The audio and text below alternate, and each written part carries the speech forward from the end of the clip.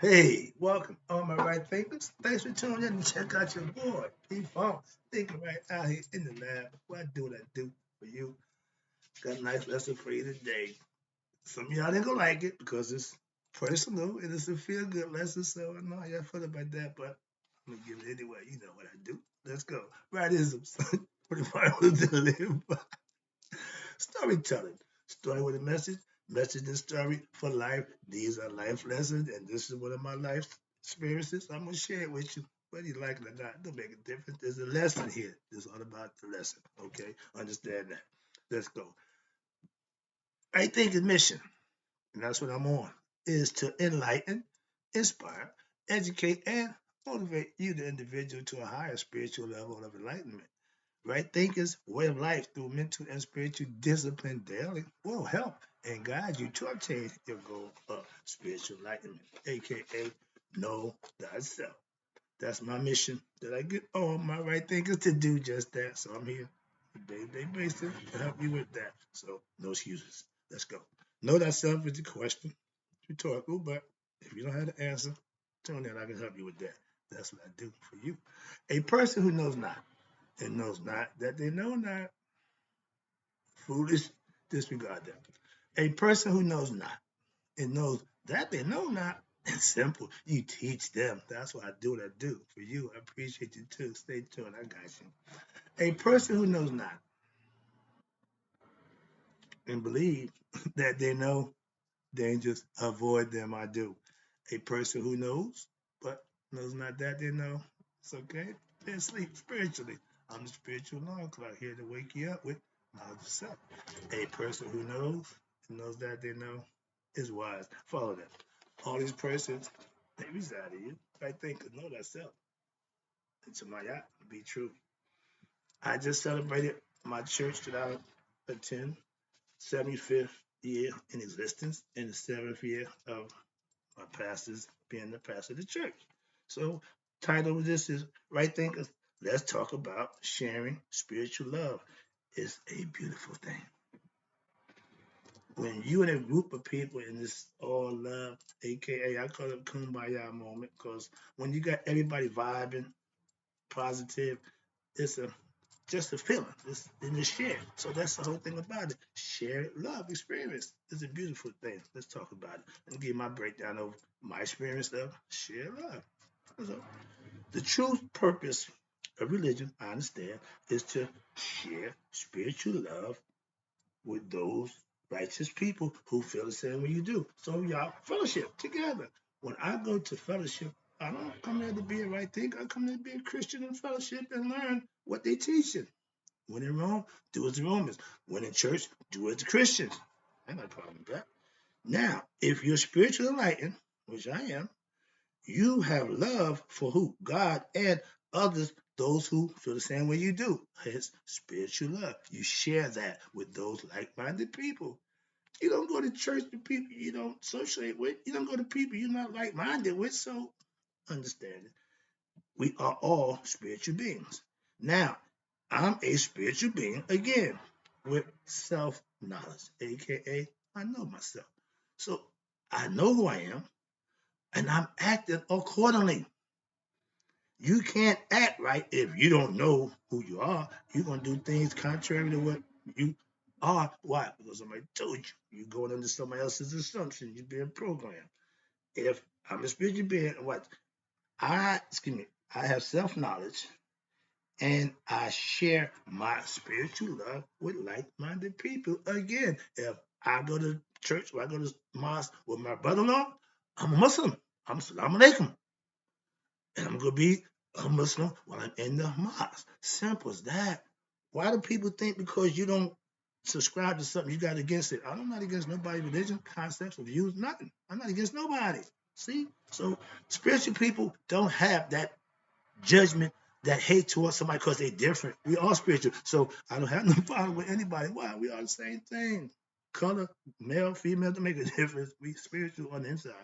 All right, here you go. And the reason why I fellowship with my church family, they are spiritual minded people who love and live for God, like I do outside of church. When you come together, that's part of the ritual. The ritual is learning the myth. Okay? Listening, hearing the stories. The ritual is partaking in the ceremonies, going to church and doing what they do. First Sunday, they had the ceremonies. I don't partake in that. They do what they do. Got nothing to do with me. I don't subscribe to certain things, and I just exert myself and keep my thing going the way it's going. Why? I'm not problem with nothing they do, period. But when they do stuff I don't do, I just don't do it. They ain't got a problem with it. Neither do I. That don't mean no less spiritual. I have, and the reason why, listen, I have ancient Egyptian knowledge, spiritual truth that I live by. I go to church to get fellowship and friends with Christians and get the biblical lessons from my pastor. I understand what I'm doing. That's what I'm doing. Okay, understand that. Why? If I want to be able to communicate with my Christian followers, I want to be able to talk to them in their language. So I gotta learn it. Okay, I'm learning biblical knowledge so I can interject my biblical understanding from what I learned, not from what I believe. Nope, just what I learned. So sharing in the name of the Lord, sharing spiritual love with my church family is always a good thing. It's the day after my Wednesday, we do the prayer line. Now we had a good Sunday. We got in prayer line last night. We were still amped and high from the Sunday events. That's spiritual love. Why? It carries on through the week. It takes you through. And as the pastor, if you lead in the flock, you got to feed them what? Spiritual food. I don't understand that. I love that. Okay, so that's what's going on. What's this? Now, when I'm in church, I'm Christian. Understand that. And we share God's love on Wednesday on the prayer line. I'm also a prayer warrior. You want me to pray for you. Not bragging, but I got direct line.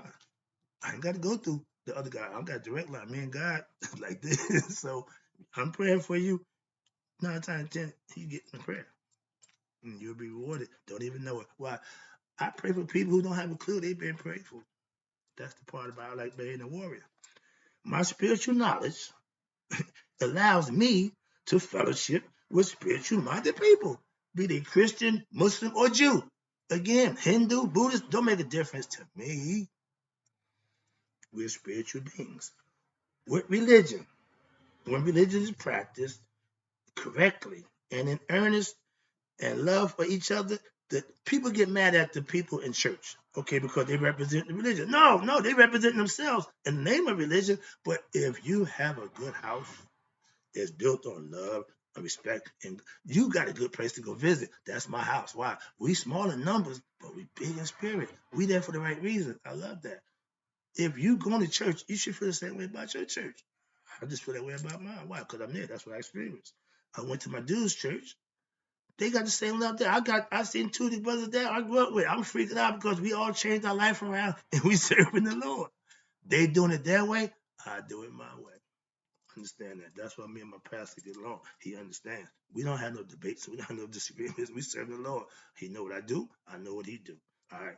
Now, I call religion the well-dressed lie. Again, don't misunderstand it. Because I know what I'm talking about, I don't have time to. I ask a lot of Christians, do you know who wrote the Bible? You know where the Bible comes from? No, they don't. They just follow it. So, okay, but I do. So I got the right to say what I know about what I know. So understand that. I respect you who follow the Bible, but that doesn't change my opinion about it one bit. So, why? Because they are misusing religion for what? Selfish gain. Most of your preachers now, we got the 85 general masters. They want to be taught. You got 10% who want to teach them. That's your pastors and your guys. And they doing it for a price. So they gaining, teaching the people what they claim to know, and the whole time they just monetarily gaining. They're not helping. The 5% is less than that now. Why? Because the devil say he got 98% of y'all. So it ain't even 5% no more that's clean. Ain't but 2%. Numbers are getting worse. Why? Because we letting bad permeate. It's getting worse.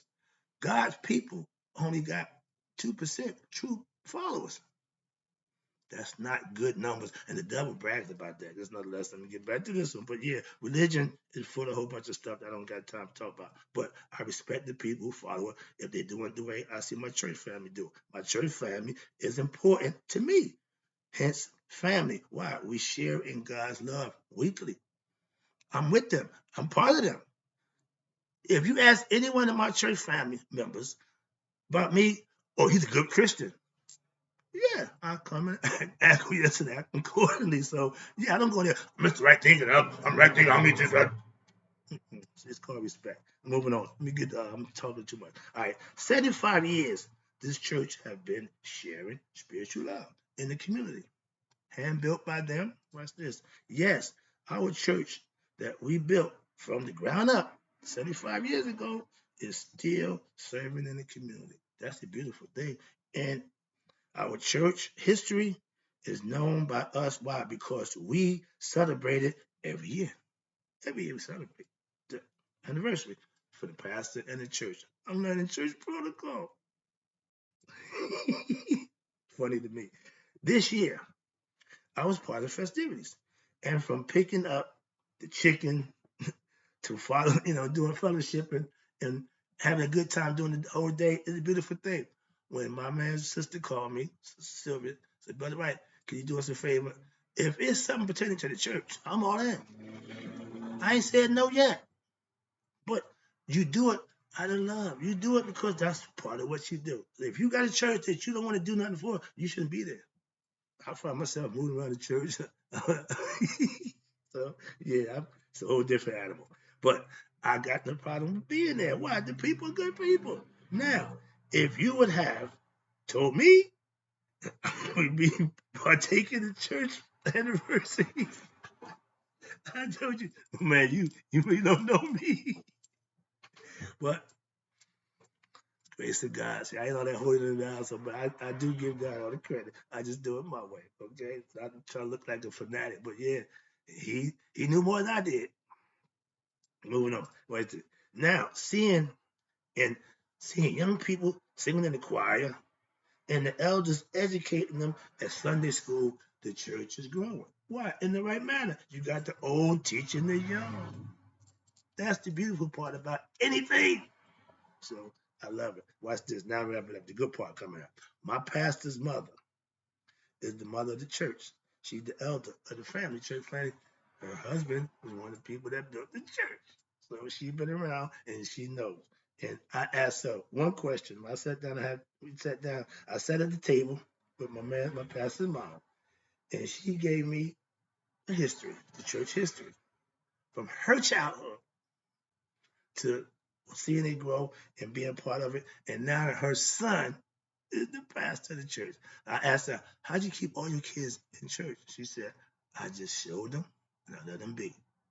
And I met the brother, they've been in church people since I met them back in 1977. So, yeah.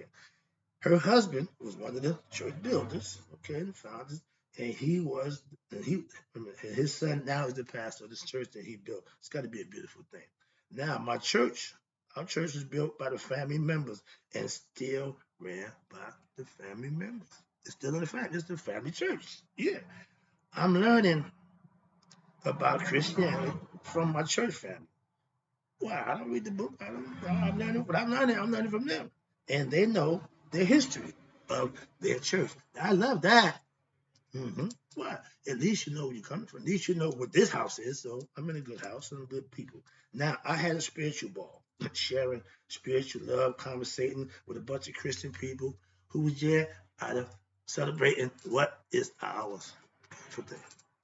Last part. Let's go. I'm glad. Oh, I did all right. Let me wrap this up right now. Pure love. Spiritual love is pure. God is love.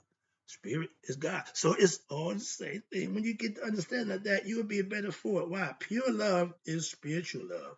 That's what we share. When you know God, worship, respect God, we can share in that. That's what it's all about. Your relationship with God is personal, but we can share in God as a group. I love that idea, and I'm with that. Spirit is pure love, aka God. And when you have it, you what? You can share it. That's what you get together for. That's what fellowship is all about. Religion. Goal is to what? Unite you with your spirit. Religion. Re means to bring back religion linked to your essence yourself, aka God. So trust me, I understand the purpose of religion. That's why everybody have it. Every group of people, every culture has a religion. It's a way of life. Right then, philosophy is my way of life. It ain't a religion, but I live it as if it was. I could make it a religion, but I ain't trying to do that. I'm just trying to show you, live right, do right. You call it whatever you want. Doing it is the difference. Why? Because that's the only way you're gonna get your rewards.